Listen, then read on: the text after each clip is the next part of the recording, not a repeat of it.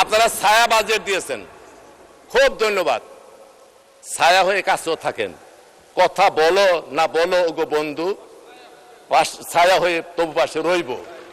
কঠিন জিনিস, জান্নাতের টিকিট যারা দেওয়ার জন্য একটা ভোট দিলে জান্নাতে যাওয়া যায়, এত সহজ পদ্ধতি দিতে পারেন, তো বাজেট বাস্তবায়নের জন্য কেন উদ্যোগ গ্রহণ করতে পারবেন না?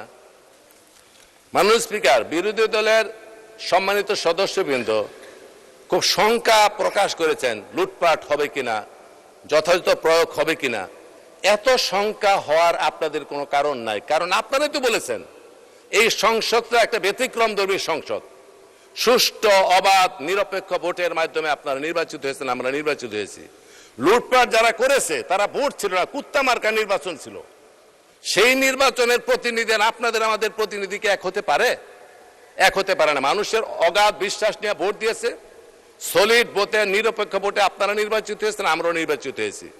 ইনসাফ যদি প্রতিষ্ঠা করতে হয়, দায়িত্ব কিন্তু ভাগাভাগি করে পালন করতে হবে। সমালোচনা করে যদি নাকি এমন কাজ করা হয় যে আসলে আমাদের আত্মঘাতী কাজ, যেমন আমি একটি কথা বলি, তারল্যের কথা বলেছেন অনেকে ব্যাংকে, যে তারল্য কমে গেছে একটা বিশেষ ব্যাংকে। মাননীয় স্পিকার, কেন কমছে? এই টাকা গড়ে তুলে নিয়ে যদি আইডিয়াল মানিতে রূপান্তর করে রাখেন, মানি সার্কুলেশনে যদি এটা ব্যবহার না করেন, তাহলে তো তারল্য কমবেই।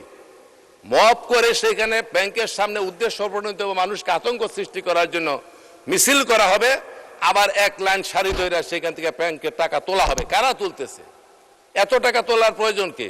এক এক দিনে 5 লাখ 10 লাখ টাকা এই যে তুলতেছে, এই টাকা কি নিত্য প্রয়োজনীয় কোনো চাহিদা পূরণের জন্য? নো, এটা উদ্দেশ্য প্রণোদিত ভাবে এই টাকা তোলা হচ্ছে। কাজে সেইখান থেকে বিরত রাখার জন্য বিরোধী দল এবং সকলের কাছে আমি অনুরোধ জানাবো, আপনাদের সহযোগিতা কামনা করব, যাতে তারল্য না কমে, এমন কোন ঘটনার সূত্রপাত না করাই ভালো।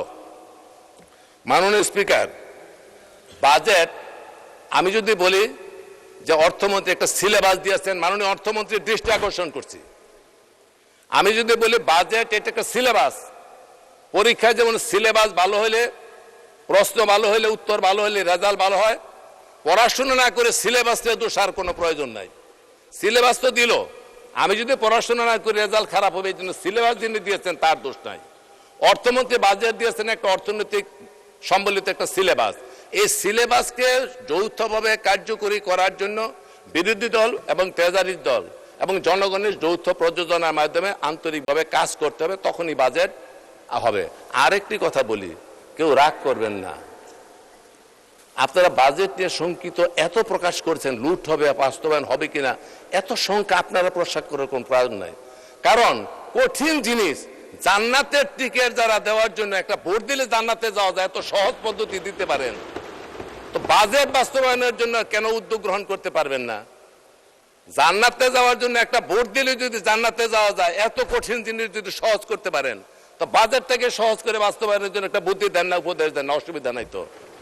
আপনারা ছায়া বাজেট দিয়েছেন, খুব ধন্যবাদ। ছায়া হয়ে কাছেও থাকেন, কথা বলো না বলো ওগো বন্ধু, ছায়া হয়ে তবু পাশে রইব। এখন কথা না বললেও যদি কেউ ছায়া হয়ে থাকতে চায়, আন্তরিক হয়, আমরা তো কথা বলি, তাহলে আমাদের পাশে থাকেন।